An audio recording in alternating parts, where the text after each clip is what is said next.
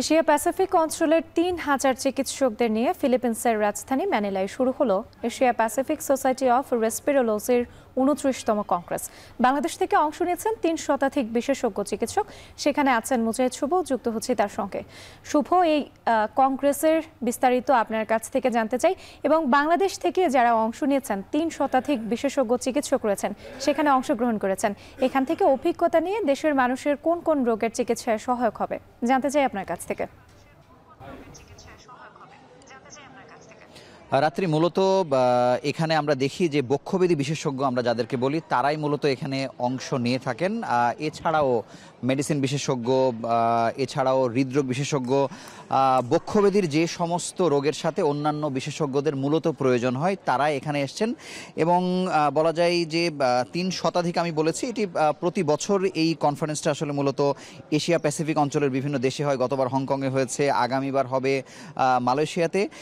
তো এই কনফারেন্সের মূল আসলে উদ্দেশ্য বাংলাদেশের যে রোগগুলোর নাম আমরা খুব ভালোভাবে জানি, যক্ষ্মা, সিওপিডি, ফুসফুস ক্যান্সার, লাং ইনফেকশন, এই ধরনের বড় রোগগুলোতে যেই সমস্যাগুলো আসলে হয়ে থাকে বাংলাদেশে, আমরা দেখি যে প্রত্যেকটা রোগের ক্ষেত্রে প্রায় ৭০ লাখ থেকে ১ কোটি পর্যন্ত আক্রান্ত আছেন। তাদেরকে সর্বাধুনিক চিকিৎসা কিভাবে দেয়া যায় সেটি নিয়েই মূলত এখানে আলোচনা হয়। প্রত্যেকটা দেশের সোসাইটি যারা আছে সেই সোসাইটির আন্ডারেও যেমন চিকিৎসকরা আসেন, আবার ইন্ডিভিজুয়ালি আলাদাভাবেও চিকিৎসকরা এখানে যুক্ত হন। এমন ৩,০০০-এর অধিক চিকিৎসক তারা এখানে যুক্ত হয়েছেন। তারা বিভিন্ন সেমিনার, সিম্পোজিয়ামের মাধ্যমে তারা আসলে আলোচনা এবং একে অপরকে সহযোগিতা করে থাকেন যে কোন দেশে কেমন চিকিৎসা চলছে একই রোগের।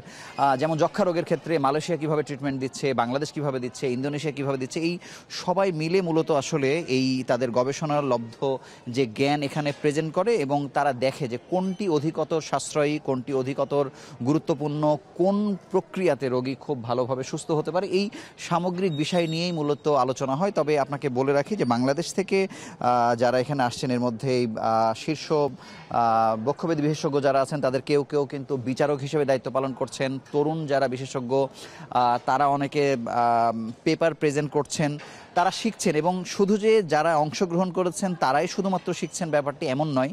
এখান থেকে চলে যাওয়ার পর বাংলাদেশ লাং ফাউন্ডেশনের মাধ্যমে আসলে এই তথ্যগুলো তৃণমূল পর্যন্ত ছড়িয়ে দেওয়ার প্রচেষ্টাও আসলে থাকে যারা বাংলাদেশ থেকে যারা এখানে অংশ নিতে পারেননি। আসলে মূলত বলা যায় যে বাংলাদেশের দিক থেকে বক্ষব্যাধি রোগের মূল সমস্যাগুলো হচ্ছে ধূমপান, পরিবেশ দূষণ সহ নানা ধরনের সমস্যা।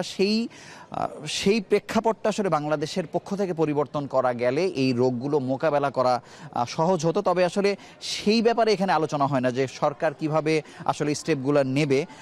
তবে যেটি দেখা যায় যে এখানে সর্বাধুনিক চিকিৎসার ব্যাপারে মূলত বিশেষজ্ঞ চিকিৎসক, সারা পৃথিবীর বিশেষজ্ঞ চিকিৎসকরা একসঙ্গে আলোচনা করে এক ধরনের প্রক্রিয়া ঠিক করেন কিভাবে তারা আমাদের বাংলাদেশের রোগীদেরকে সুস্থ জীবনে ফেরাবে। তো এই ছিল এখানকার সবশেষ খবর রাত্রি। এশিয়া প্যাসিফিক সোসাইটি অফ রেসপিরোলজির ২৯তম কংগ্রেস চলছে ফিলিপিন্সে, সেখান থেকে যুক্ত ছিলেন মুজাহিদ শুভ।